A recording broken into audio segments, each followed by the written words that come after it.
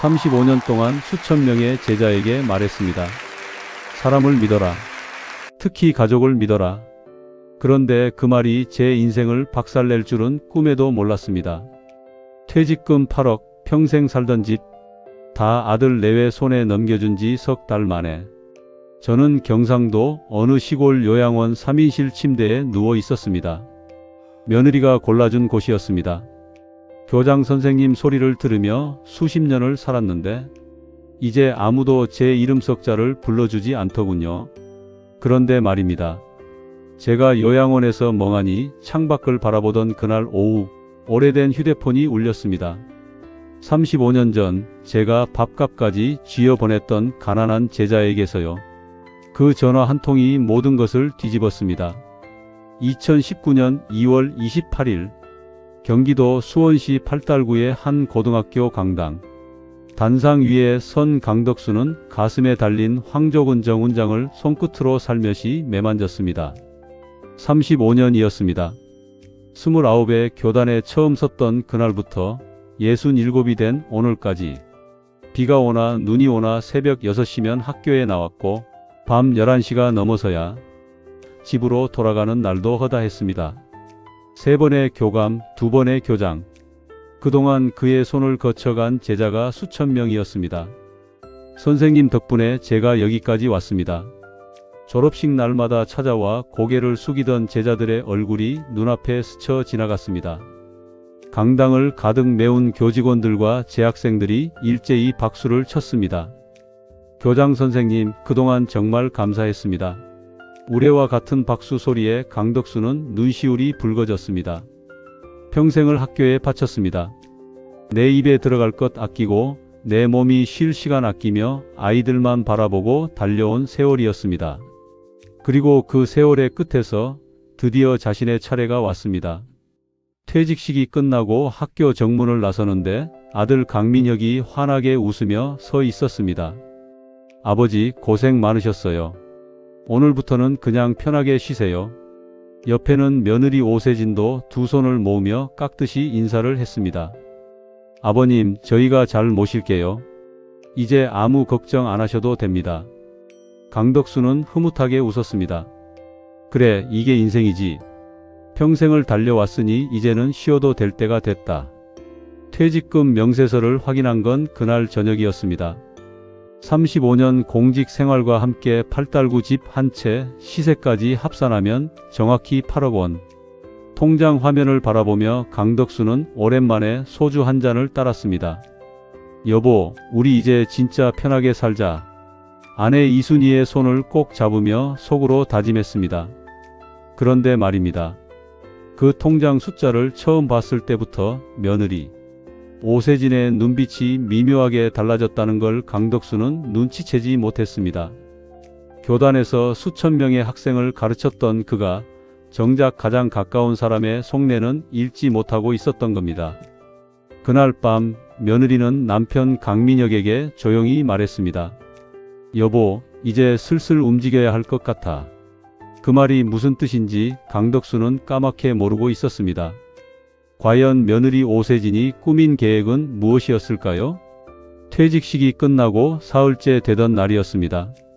아침 6시에 눈이 떠졌습니다.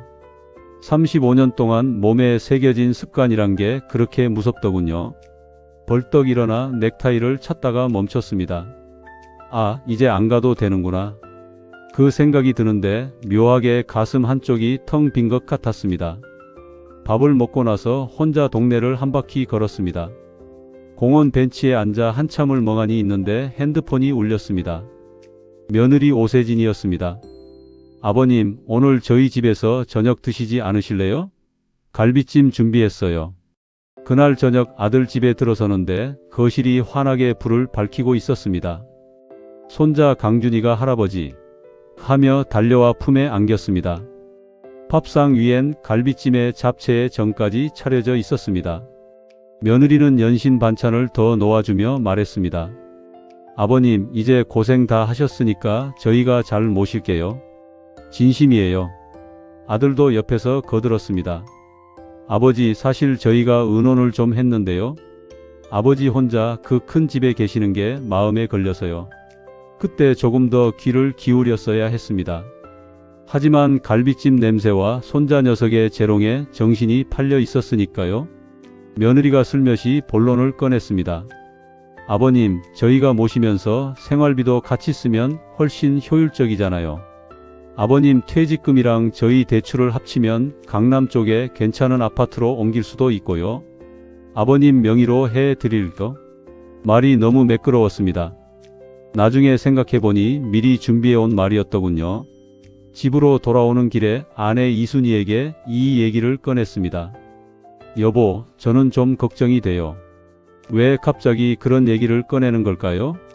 하지만 강덕수는 아내의 말을 가볍게 넘겼습니다. 당신은 왜 그렇게 애들을 못 믿어? 내가 35년 동안 학생들 가르치면서 사람 보는 눈이 없어진 줄 알아? 그리고 바로 그 다음 날 며느리 오세진에게서 다시 연락이 왔습니다. 이번엔 문자가 아니라 서류 한 장을 들고 직접 찾아왔습니다.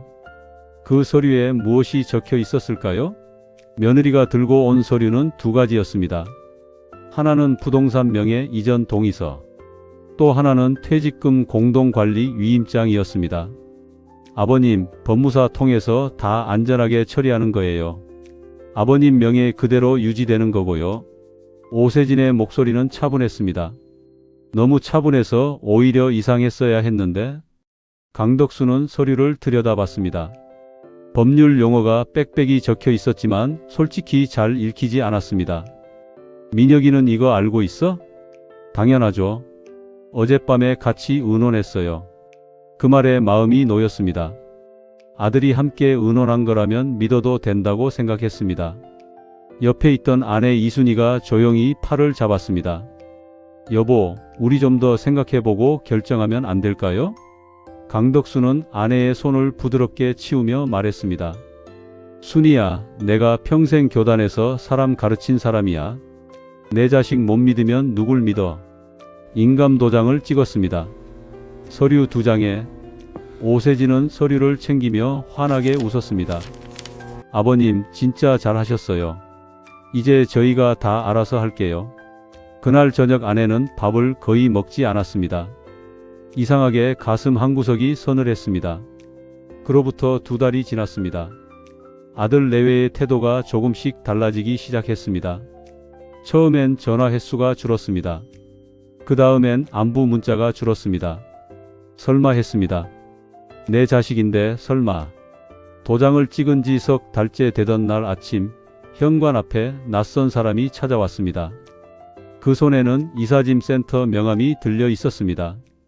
경상도 어느 시골 마을. 논밭 사이로 난 좁은 길을 따라 들어가면 낡은 건물 하나가 나옵니다. 간판에는 청운노인 요양원이라고 적혀 있었습니다. 강덕수는 그곳 3인실 창가 침대에 앉아 처음으로 이 상황을 마주했습니다. 이사짐 센터 직원이 현관 앞에 나타난 건 도장을 찍은 지 정확히 석 달 후였습니다. 어르신, 저희가 짐 정리 도와드리러 왔습니다. 며느리 오세진이 뒤에서 조용히 말했습니다. 아버님, 이 집이 이제 명의가 바뀌어서요. 저희가 미리 아버님 모실 곳을 알아봤어요. 순간 머릿속이 하얗게 됐습니다. 세진아, 이게 무슨 소리야? 민혁이는 어딨어? 오빠는 오늘 출장이에요. 아버님, 저도 이러기 싫은데 이게 다 아버님을 위한 거예요. 이미 명의가 넘어간 집에서 강덕수가 할 수 있는 말이 없었습니다. 도장을 찍던 날 그 서류가 바로 이것을 위한 것이었음을 그제야 깨달았습니다. 요양원 3인실. 창밖으로 논이 보였습니다. 저녁 식사로 나온 건 미음과 반찬 2가지였습니다. 35년 교직 생활의 황조근정 훈장을 받은 사람이 경상도 시골 요양원 3인실에 앉아 미음을 먹고 있었습니다. 아들에게 전화를 걸었습니다. 민혁아, 이게 대체 어떻게 된 일이야? 아버지, 저도 어쩔 수 없었어요. 세진이가 현실적으로 감당이 안 된다고 해서요. 거기 좋은 곳이에요. 전화가 끊겼습니다. 35년 동안 제자들에게 말했습니다. 가족을 믿어라. 사람을 믿어라. 그 말이 이렇게 허망하게 돌아올 줄은 꿈에도 몰랐습니다. 강덕수 선생님 이야기가 가슴에 와닿으셨다면 구독과 좋아요로 함께해 주세요. 여러분의 응원이 다음 이야기를 이어갈 수 있게 해줍니다. 요양원에서 맞닥뜨린 더 큰 문제가 있었습니다.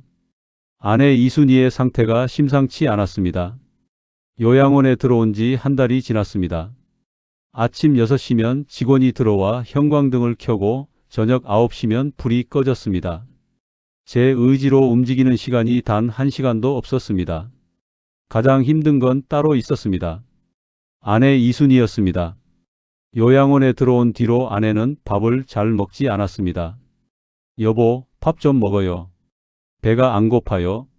창밖만 바라보는 아내의 옆모습이 날이 갈수록 작아졌습니다. 아들에게 전화를 걸었습니다.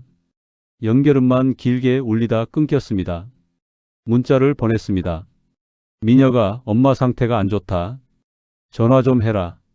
답장은 다음 날 저녁에야 왔습니다. 아버지, 요즘 바빠서요. 거기 의료진한테 말씀하세요.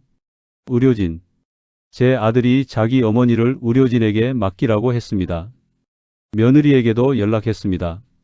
어머님 걱정되시면 원장님한테 말씀하시면 돼요. 저희가 매달 비용 내고 있잖아요. 매달 비용. 그 말 한마디에 마지막 기대가 무너지는 소리가 들렸습니다. 옆 침대에 박노인이 조용히 말을 걸었습니다. 강 선생, 나도 처음엔 그랬어. 자식 믿었지. 근데 여기 있다 보면 알게 돼. 자식은 멀리 있을수록 효자야. 씁쓸한 웃음이 나왔습니다. 그런데 그 대화를 나누던 날 오후였습니다. 요양원 1층 로비에서 텔레비전을 보고 있는데 옆에 앉은 할머니 한 분이 말을 걸었습니다. 선생님 아니세요? 수원 8달고등학교 강 선생님. 저 박성진이 엄마예요. 성진이가 고3 때 선생님한테 얼마나 신세를 졌는지. 박성진. 그 이름이 머릿속 어딘가에서 희미하게 떠올랐습니다. 박성진. 25년 전 교복도 제대로 못 입고 다니던 가난한 학생이었습니다. 지금 그 아이는 어디서 무엇을 하고 있을까요? 박성진 어머니를 만난 지 일주일 후였습니다. 새벽 2시. 옆 침대에서 자고 있어야 할 아내의 기침 소리가 멈췄습니다. 순이야. 대답이 없었습니다. 불을 켰습니다. 아내의 얼굴이 창백했습니다. 요양원 직원을 불러 구급차를 요청했습니다. 아내가 실려가는 구급차 뒤를 따라가며 아들에게 전화를 걸었습니다. 받지 않았습니다. 며느리에게 걸었습니다. 받지 않았습니다. 엄마 응급실 실려갔다. 빨리 와라. 병원 응급실 대기 의자에 혼자 앉아 있었습니다. 2시간이 지나도록 아들에게서 연락이 없었습니다. 새벽 4시가 넘어서야 문자 하나가 왔습니다. 아버지, 저 지금 지방 출장 중이에요. 병원 선생님들 믿으세요? 의사가 나와서 말했습니다. 보호자분이세요? 뇌경색입니다. 수술이 필요합니다. 수술 동의서에 서명을 했습니다. 수술실 앞 복도에 혼자 앉아 밤을 새웠습니다. 35년을 함께 살아온 아내가 수술실 안에 있었습니다. 그 긴 밤 동안 자식에게서 온 연락은 단 한 통도 없었습니다. 새벽 6시. 수술실 불이 꺼지고 의사가 나왔습니다. 고비는 넘겼습니다. 하지만 회복에 시간이 걸릴 거예요. 그 말에 강덕수는 복도 의자에 주저앉고 말았습니다. 눈물이 나왔습니다. 50년 가까이 살면서 남 앞에서 운 적이 없던 사람이었는데 그때 핸드폰이 울렸습니다. 처음 보는 번호였습니다. 혹시 수원 8달고등학교 강덕수 선생님이세요? 낮고 차분한 남자 목소리였습니다. 그 목소리의 주인공은 강덕수가 전혀 예상하지 못한 사람이었습니다. 선생님, 저 박성진입니다. 순간 멍해졌습니다. 박성진. 25년 전 교복 하나를 3년 내내 입고 다녔던 아이. 점심시간마다 매점에 가지 않고 교실에 남아있던 아이. 어느 날 조용히 불러서 물었더니 밥값이 없다고 했습니다. 그날 이후 한 달 동안 그 아이 몰래 담임 서랍에 봉투를 넣어뒀습니다. 졸업하던 날 박성진이 꾸벅절을 하며 말했습니다. 선생님, 나중에 꼭 갚겠습니다. 선생님, 어머니한테 연락받았습니다. 선생님이 요양원에 계신다고요? 성진아, 너 지금 어디 있니? 서울에 있습니다. 변호사 사무실 운영하고 있어요. 선생님, 지금 상황 말씀해 주실 수 있으세요? 그날 새벽 병원 복도에서 처음으로 누군가에게 모든 것을 털어놓았습니다. 퇴직금 8억, 도장을 찍던 날, 요양원, 아내의 수술. 박성진은 중간에 끊지 않고 끝까지 들었습니다. 선생님, 그 서류들 혹시 사진이라도 찍어 두신 게 있으세요? 아니, 없어. 알겠습니다. 제가 한번 알아보겠습니다. 방법이 있을 수도 있어요. 전화를 끊고 나서 한참을 멍하니 앉아 있었습니다. 25년 전 밥값 몇만 원이 이렇게 돌아올 줄은 몰랐습니다. 사흘 뒤 박성진이 직접 병원으로 찾아왔습니다. 깔끔한 정장 차림의 40 중반 남자가 병실 문을 열고 들어오더니 침대 옆에 무릎을 꿇었습니다. 선생님, 늦게 찾아뵈어서 죄송합니다. 박성진이 서류 봉투를 꺼내며 말했습니다. 선생님이 서명하신 위임장에 중대한 하자가 있습니다. 내용을 제대로 고지하지 않고 서명을 받은 정황이 있어요. 이건 사기에 해당할 수 있습니다. 사기. 그 단어가 귓가에 맴돌았습니다. 박성진이 꺼낸 서류 봉투 안에는 강덕수가 몰랐던 충격적인 진실이 담겨 있었습니다. 박성진이 테이블 위에 서류들을 한 장씩 펼쳤습니다. 첫 번째 서류는 등기부등본이었습니다. 강덕수 명의였던 집이 이미 제3자 명의로 넘어가 있었습니다. 며느리 오세진의 이름도 아들 강민혁의 이름도 아니었습니다. 이게 누구야? 오세진 씨 친정 오빠 명의입니다. 두 번째 서류는 퇴직금 계좌 이체 내역이었습니다. 8억 원이 두 차례에 나뉘어 빠져나가 있었습니다. 모두 도장을 찍은 지 사흘 안에 이루어진 일이었습니다. 세 번째 서류를 보는 순간 손이 떨렸습니다. 요양원 입소 계약서였습니다. 날짜를 보니 이사짐 센터가 오기 이틀 전이었습니다. 이미 계획된 일이었습니다. 선생님, 위임장 내용에 연금 계좌 권한도 포함되어 있었어요. 지금 매달 연금이 별도 계좌로 빠지고 있습니다. 연금까지. 숨이 막혔습니다. 성진아, 이게 돌이킬 수 있는 거야? 쉽지는 않습니다. 하지만 방법이 있어요. 고지 의무 위반, 불법 재산 이전, 연금 계좌 무단 사용. 세 가지 모두 법적으로 다툴 수 있는 사안입니다. 그날부터 강덕수는 달라졌습니다. 요양원으로 돌아가지 않았습니다. 박성진이 자신의 사무실 근처 고시원을 구해줬습니다. 아침마다 박성진 사무실에 나가 서류를 검토했습니다. 35년 교직 생활 동안 갈고 닦은 꼼꼼함이 그제야 쓸모를 찾았습니다. 아들 강민혁에게서 연락이 왔습니다. 아버지, 요양원에서 나가셨다고요? 거기 계셔야죠. 민혁아, 너한테 할 말이 있어. 하지만 지금은 때가 아니야. 때가 되면 내가 연락하마. 교단에서 35년 동안 제자들에게 가르쳤습니다. 포기하지 마라. 끝까지 해봐라. 그 말을 이제 자신에게 할 차례였습니다. 강덕수의 반격이 시작됩니다. 법정에서 마주한 아들과 며느리의 얼굴. 소장이 접수된 날로부터 넉 달이 지났습니다. 법원 복도는 차가웠습니다. 잠시 후 맞은편 문이 열리며 아들 강민혁과 며느리 오세진이 들어왔습니다. 오세진은 강덕수의 눈을 피했습니다. 재판은 3번의 변론 기일을 거쳤습니다. 박성진은 준비했던 증거를 하나씩 제출했습니다. 위임장 고지 의무 위반, 퇴직금 계좌 무단 이체 내역, 연금 계좌 무단 사용, 요양원 사전 계약서의 날짜. 오세진 측 변호사가 반박했습니다. 원고가 자발적으로 서명한 것입니다. 박성진이 조용히 답했습니다.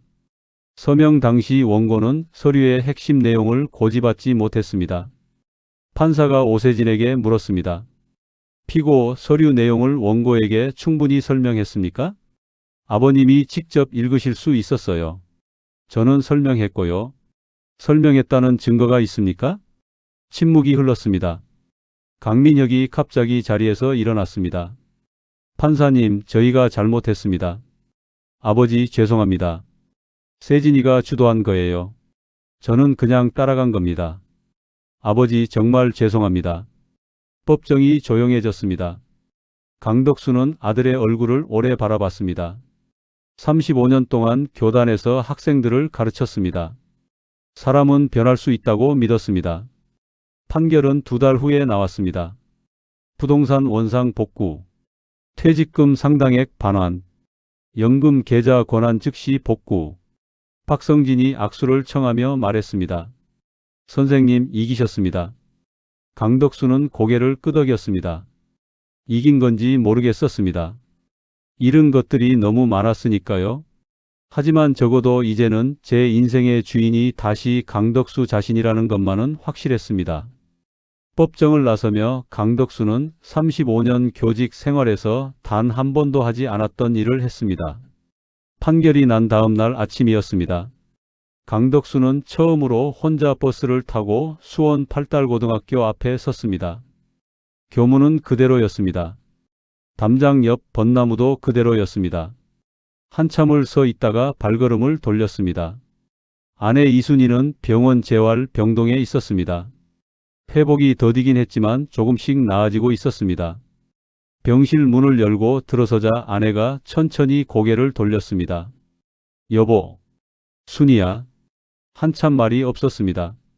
여보, 내가 미안해. 당신 말 들었어야 했는데. 아내가 작게 웃었습니다. 괜찮아요. 이제 됐잖아요. 아들 강민혁에게서 문자가 왔습니다. 아버지, 제가 찾아뵈어도 될까요? 한참을 화면을 바라보다가 답장을 보냈습니다. 한 달만 기다려라. 용서가 쉽게 되지는 않았습니다. 하지만 그렇다고 영원히 등을 돌릴 생각도 없었습니다. 35년 교직 생활 동안 가장 많이 실망시켰던 제자들이 나중에 가장 크게 성장하는 경우를 수도 없이 봐왔으니까요. 박성진이 어느 날 저녁 조용히 말했습니다. 선생님, 25년 전에 제가 꼭 갚겠다고 했잖아요. 이미 갚고도 남았어. 아니요, 이건 빚 갚은 게 아니에요. 그냥 당연한 거예요. 강덕수는 웃었습니다. 오랜만에 마음 깊은 곳에서 나오는 웃음이었습니다. 지금 강덕수는 수원 광교의 작은 아파트에서 아내와 둘이 삽니다. 아침마다 아내와 함께 아파트 단지를 한 바퀴 돕니다.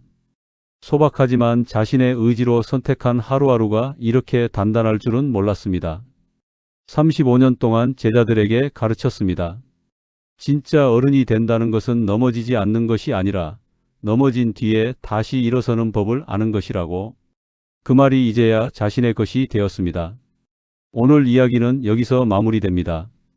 여러분이라면 이 상황에서 어떻게 하셨을 것 같으세요? 아들을 용서하셨을까요? 아니면 끝까지 등을 돌리셨을까요? 댓글로 여러분의 생각을 나눠주세요. 여러분의 한마디가 저에게 큰 힘이 됩니다. 구독과 좋아요도 잊지 말아주세요. 다음 이야기로 또 찾아오겠습니다.